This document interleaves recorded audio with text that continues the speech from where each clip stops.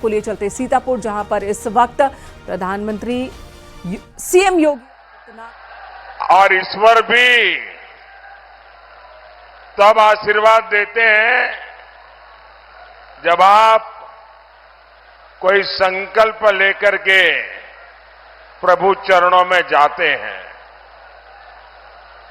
मैं जनता जनार्दन जो ईश्वर का रूप है और आपके चरणों में आया हूं, इस गारंटी के साथ आया हूं,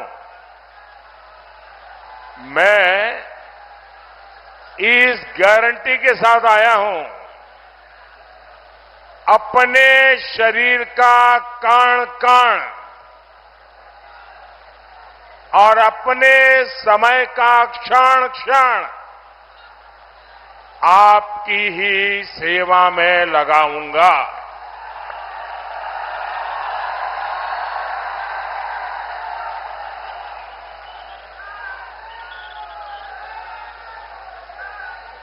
मेरा अपना तो कोई परिवार है नहीं,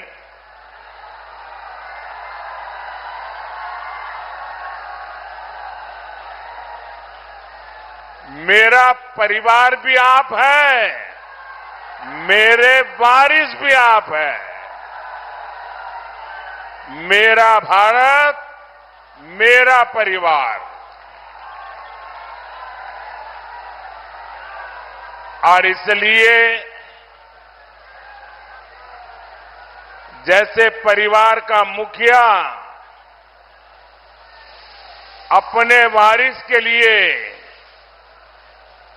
दिन रात काम करता है, वैसे ही आपके परिवार के सेवक के रूप में मैं भी, आप मेरे वारिस हैं, मैं आपको वारिस के रूप में कुछ देख करके जाना चाहता हूं।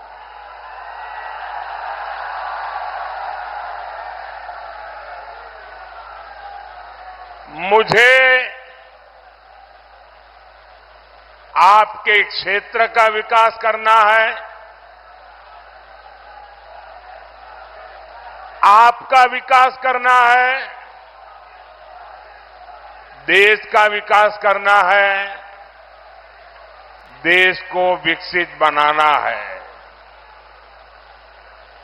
साथियों, लखीमपुर खुरी, सीतापुर इलाके को यूपी का चीनी का कटोरा कहा जाता है।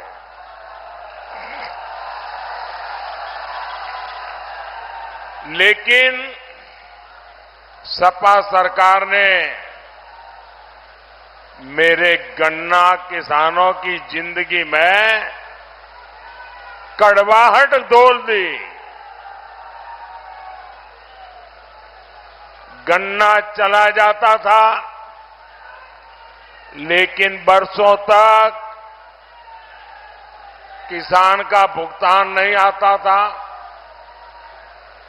भुगतान होता भी था तो किस्तों में पैसे दिए जाते थे। ये सारी कमियां योगी जी की सरकार ने, भाजपा सरकार ने दूर कर दी है। हमने सपा बसपा के समय का करीब करीब सारा बकाया गन्ना किसानों को चुका दिया है। गन्ना किसानों को जितना पैसा सपा बसपा ने अपने 10 साल में दिया था, उससे ज्यादा पैसा योगी जी ने पिछले 7 साल में दे चुके हैं। आज गन्ने का मूल्य भी बढ़कर अब 370 रुपये प्रति क्विंटल हो गया है। यहां के किसानों को पीएम किसान सम्मान निधि के भी सैकड़ों करोड़ रुपए मिले हैं। ये इलाका केले की खेती का हब बने, इस पर भी हम तेजी से काम कर रहे हैं। साथियों, मोदी आप सभी किसानों के लिए कैसे काम कर रहा है, उसका एक उदाहरण है इथेनॉल। आजकल आप सुनते होंगे कि मोदी इथेनॉल का उत्पादन बढ़ाने में जुटा है। मोदी सिर्फ इथेनॉल का उत्पादन बढ़ा रहा है ऐसा नहीं, मोदी आपकी आय भी बढ़ा रहा है। गन्ने से केवल चीनी ही नहीं बनती, बल्कि गन्ने से इथेनॉल भी बनता है, और वो भी गन्ने की खोई से, जिसका कोई उपयोग नहीं होता। आज पूरे देश में इथेनॉल उत्पादन में हमारा यूपी नंबर 1 है।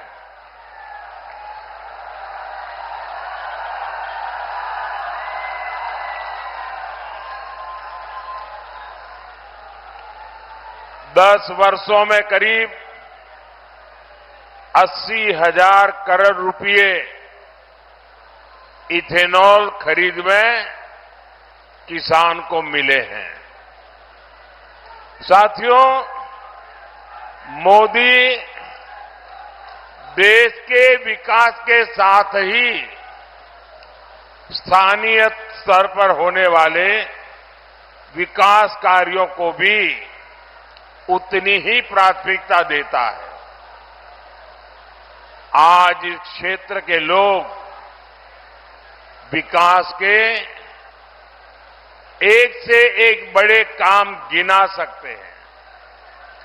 सीतापुर, लखनऊ, बरेली, दिल्ली हाईवे, पीलीभीत से बस्ती हाईवे, लखीमपुर धौरहरा निदासन से की सड़क, गोल्हा से शाहजहांपुर हाईवे, रेलवे कनेक्टिविटी के काम आज सीतापुर, लखीमपुर के लोग भी गर्व से कह सकते हैं कि हम किसी से कम नहीं है।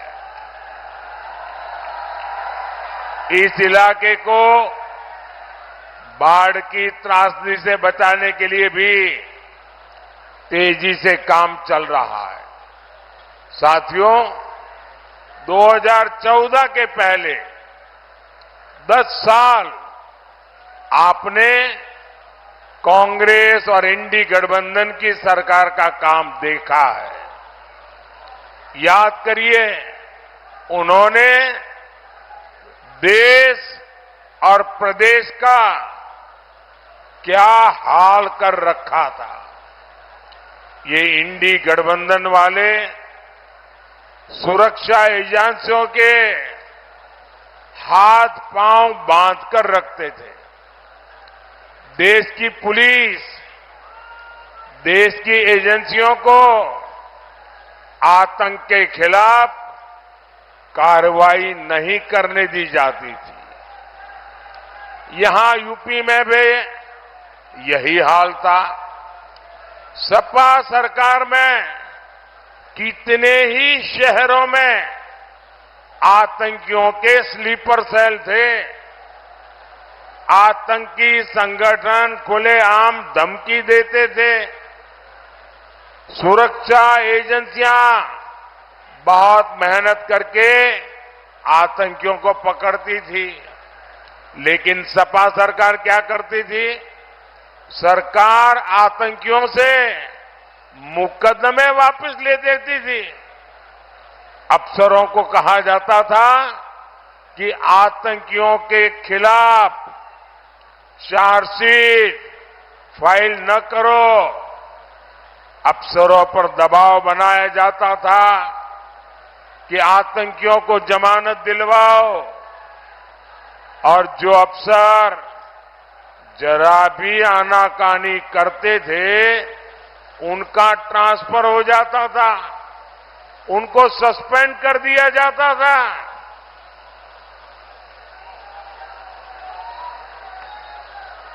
वाराणसी ब्लास्ट के आतंकवादियों को छोड़ने के मामले में तो कोर्ट ने जो सपा सरकार को कहा था वो इनकी हिस्ट्री सीट है।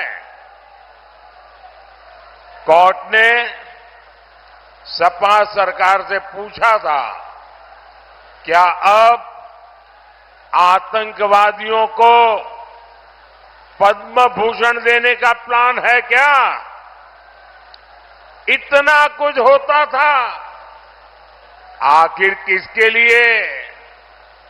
इसका एक ही जवाब है, तुष्टीकरण के लिए, वोट बैंक के लिए। साथियों, तुष्टीकरण की राजनीति अब सपा कांग्रेस के शाहजादों के लिए अस्तित्व की मजबूरी बन गई है।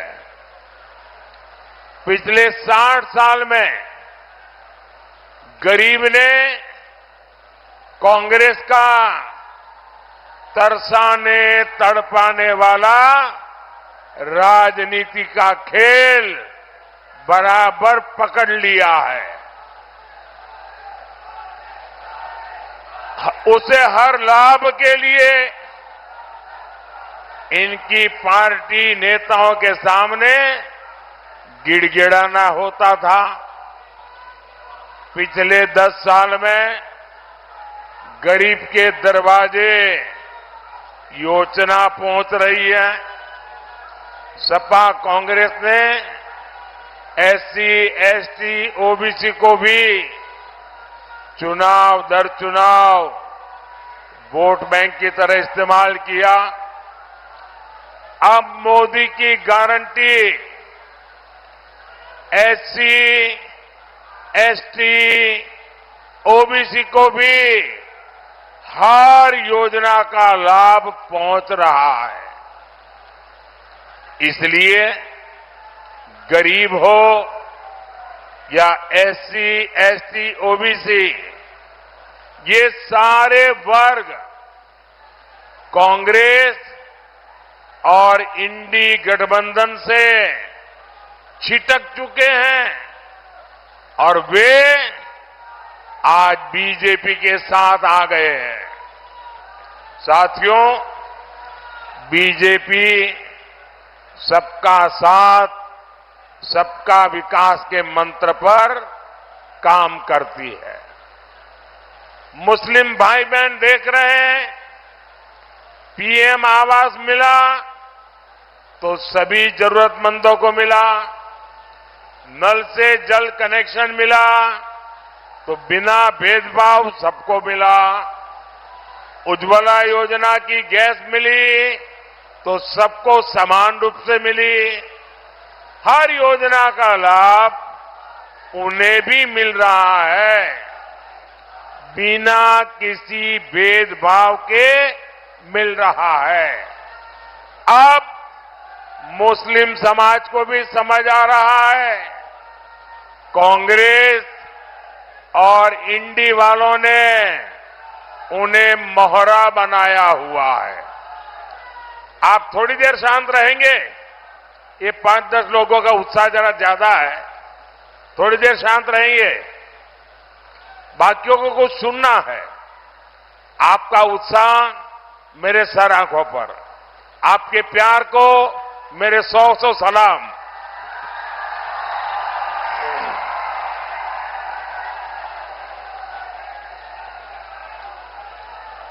और साथियों, इसलिए अब मुस्लिम समाज भी ये धोखेबाज राजनीति से इन सब वोट बैंक के ठेकेदारों से छिटक रहा है और इसलिए मुस्लिम वोट बैंक को बचाने के लिए ये लोग खुल करके नए खेल खेलने लगे हैं। खुलेआम तुष्टीकरण करने के लिए निकले पड़े हैं। इन्होंने अपना घोषणा पत्र मुस्लिम लीग की छाप वाला घोषणा पत्र बना डाला है। साथियों, तुष्टीकरण की इसी कोशिश में ये लोग एक कदम और आगे बढ़ गए हैं। हमारे संविधान निर्माताओं ने, हमारे बाबा साहब आंबेडकर ने, इतना ही नहीं, खुद नेहरू जी ने 75 साल पहले जब संविधान बन रहा था तो साफ साफ कहा था कि भारत में धर्म के आधार पर आरक्षण नहीं होगा। लेकिन अब कांग्रेस और इंडी गठबंधन धर्म के आधार पर आरक्षण देने पर अड़े हुए हैं। वे देश को फिर एक बार तोड़ने के लिए जमीन तैयार कर रहे हैं, इसका उनको पता नहीं है। अब कर्नाटका का मैं उदाहरण देता हूं। ये सुनकर के आप चौंक जाएंगे। ये घटना आप गांव गांव जाके बताना। कर्नाटका में क्या किया उन्होंने? जैसे पूरे देश में ओबीसी को आरक्षण मिलता है, वैसे कर्नाटका में भी मिलता है। 27% आरक्षण ओबीसी के लिए है। इन्होंने क्या किया? रातों रात एक फतवा निकाला, रातों रात एक ऑर्डर निकाला और उस पर थप्पा मार दिया। ऑर्डर क्या निकाला? उन्होंने कहा कि कर्नाटका में जितने भी मुसलमान हैं, वो पसमंदा है कि नहीं है, वो अगड़ा है कि नहीं है, वो सैयद है, पठान है, कौन है, कोई भी, हर मुसलमान को रातों रात ओबीसी बना दिया। एक कागज निकालकर वो रातों रात ओबीसी बन गए। अब हुआ क्या? जी, ओबीसी को 27% आरक्षण मिलता था, उसमें ये नए ओबीसी आ गए, रातों रात आ गए और उन्होंने जो पहले जिनको आरक्षण का लाभ मिलता था उसमें डाका डाला, लूट चलाई, पिछले दरवाजे से चोरी की। ये करके उन्होंने जो सालों से ओबीसी परेशान है, उनको जो मिलता था वो भी लूट लिया। अब उनका इरादा है जो कर्नाटका में किया वही पूरे हिंदुस्तान में करेंगे। धर्म के आधार पर एससी, एसटी, ओबीसी, उनको जो आरक्षण मिल रहा है वो आरक्षण को धर्म के आधार पर डाका डाल के लूट लेने वाले हैं। क्या इससे हमारा पासी भाई बहन, हमारे कुर्मी भाई बहन, हमारे यादव भाई बहन, हमारे लोधी भाई बहन, हमारे दलित भाई बहन, हमारे शाक्य भाई बहन, हमारा कुशवाहा भाई बहन, इन सब का रातों रात लूट जाएगा? इतने सालों से जो हक आपको मिला है उसमें डाका डालने का खेल चल रहा है। भाइयों बहनों, मैं आज आपको गारंटी देने आया हूं। मैं आज आपको गारंटी देने आया हूं, जब तक मोदी जिंदा है,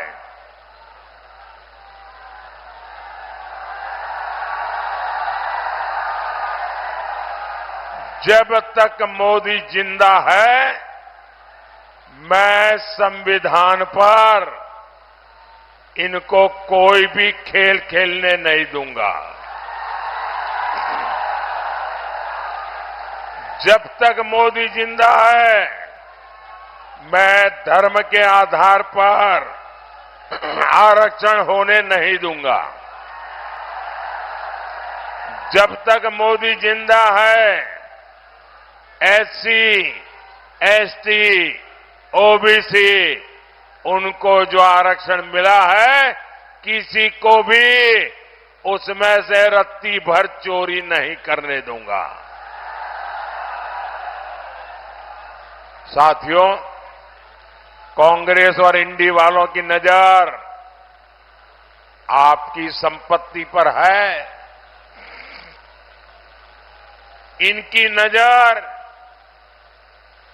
आपके घर, आपके मकान, आपका खेत, आपके पास कोई नकद रकम है, कैश है तो वो, आपके घर में कोई गहने हैं, जेवर है, शादी में आपके परिवार की महिला अपने मायके से जो स्त्री धन लाई है, मंगलसूत्र है, ये सारे पर ये इंडी वालों की, सपा कांग्रेस की नजर है। और वो खुलेआम कहते हैं कि आपके पास जो है उसका एक्सरे निकालेंगे, एक्सरे। मैंने तो कांग्रेस वालों के दिमाग का एक्सरे निकाल दिया है।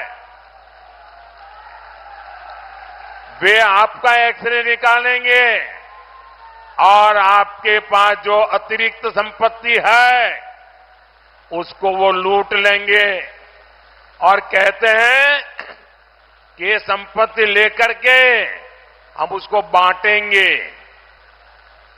किसको बांटेंगे? मनमोहन सिंह जी जब प्रधानमंत्री थे तब उन्होंने कहा था कि हमारे देश की संपत्ति पर पहला अधिकार मुसलमानों का है। ये डॉक्टर मनमोहन सिंह जी कह के गए हैं।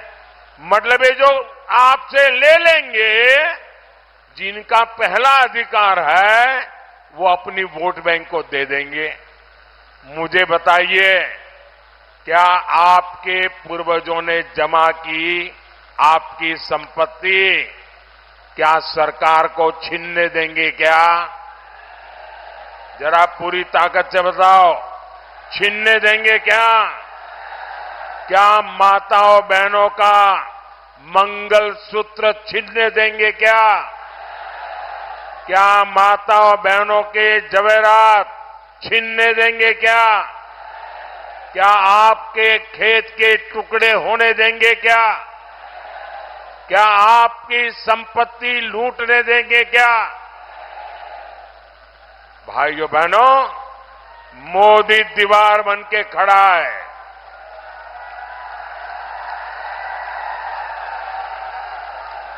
आप मुझे बताइए, आपको लूटने के इरादे जिनके मन में है, क्या ऐसे लोगों को वोट देना चाहिए क्या?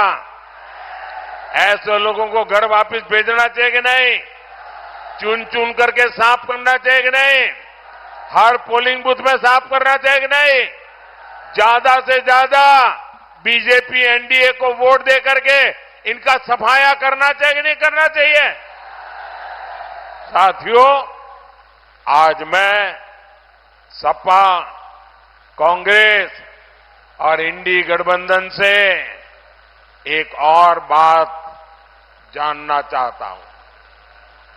वे लोग दावा करते हैं कि सत्ता में आए तो धारा 370, आर्टिकल 370 को वापस लाएंगे, ये कश्मीर का चुनाव जीतने के लिए। ये कहते हैं कि धारा 370 हम वापस लाएंगे। ये लोगों ने बाबा साहब आंबेडकर का ऐसा अपमान किया है। बाबा साहब आंबेडकर संविधान पूरे हिंदुस्तान के लिए बनाया था, लेकिन ये कांग्रेस वालों ने संविधान पूरे हिंदुस्तान में लागू नहीं किया। जम्मू कश्मीर में भारत का संविधान लागू नहीं था, वहां दलितों को आरक्षण नहीं मिलता था, वहां आदिवासियों को आरक्षण नहीं मिलता था, वहां ओबीसी को आरक्षण नहीं मिलता था। ये 370 दीवार थी। ये मोदी ने आकर के ये 370 को कब्रिस्तान में गाड़ दिया है।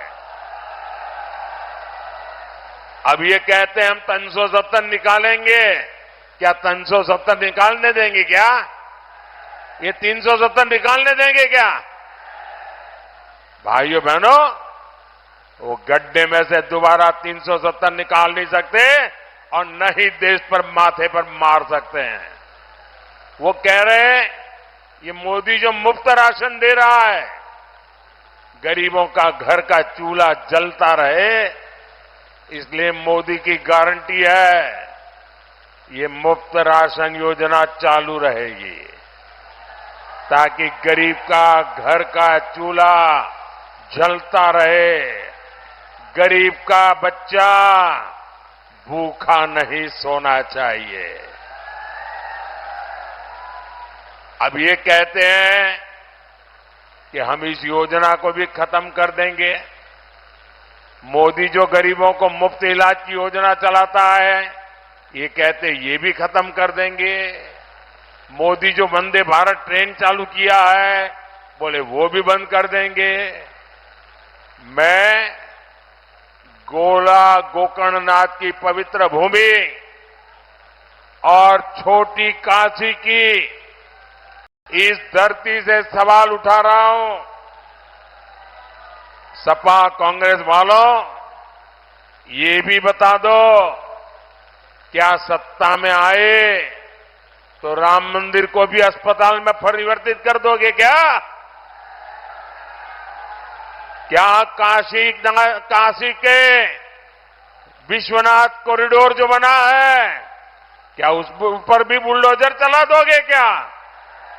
साथियों, बीते 10 वर्ष जो विकास कार्य हुए हैं, बहुत कुछ हुआ है, लेकिन मोदी इतना बड़े सपने लेके चलता है, इसलिए अब तक जो हुआ है ना, वो कितना ही अच्छा क्यों ना हो, लेकिन मोदी के लिए तो ट्रेलर है, ट्रेलर।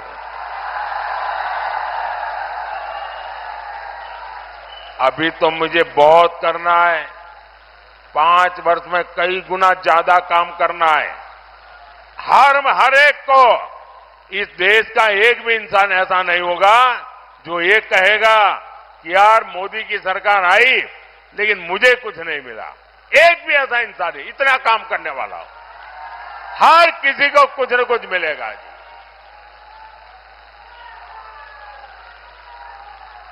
मुझे केले के तने से फाइबर बनाने वाली धौरहरा की बहनों के समूह को और मजबूत करना है।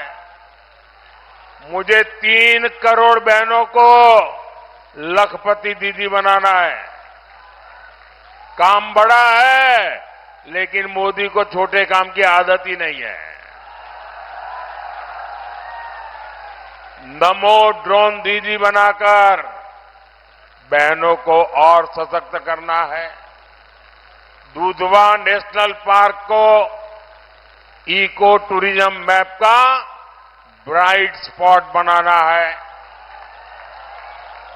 ऐसे हर विकास कार्य के लिए मैं आपसे आशीर्वाद मांगने आया हूं और आशीर्वाद देने का सरल उपाय है बीजेपी एनडीए के उम्मीदवारों को वोट देना। जहां कमल के निशान वाले हैं उनको कमल के निशान पर वोट देना और जहां पर कप सौसर वाले हैं उनको वोट देना। साथियों, आपको 13 मई को धौरहरा से हमारी बहन रेखा अरुण वर्मा जी को, सीतापुर से हमारे साथी राजेश वर्मा जी को और खीरी सीट से हमारे साथी अजय मिश्रा टेनी जी को भारी बहुमत से संसद में भेजना है। और आप जब इनको वोट देंगे ना, वो सीधा सीधा मोदी के खाते में आने वाला है।